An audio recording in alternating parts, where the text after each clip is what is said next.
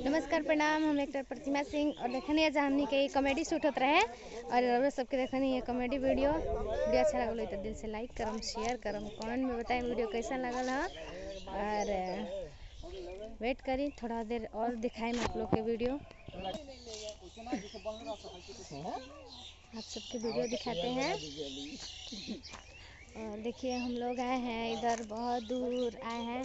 यहाँ गौरा गांव में शूट कर रहे हैं हम। हमारे साथ है एक्टर अंकिता शर्मा।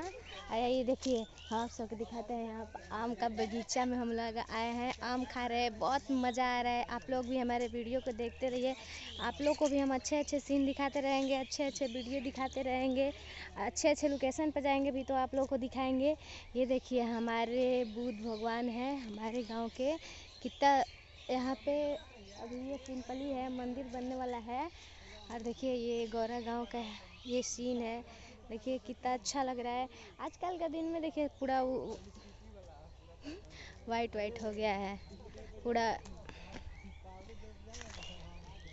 और हमारे बिहारी बाबू को सब्सक्राइब करिएगा, बिहारी बाबू भोजपुरी इसको सब्सक्राइब करिएगा, लाइक करिएगा। और देखिए यहाँ पे मस्ती हो रही है। देखिए कितना अच्छा लग रहा है आपको। देखिए ये बगीचा। Bye bye.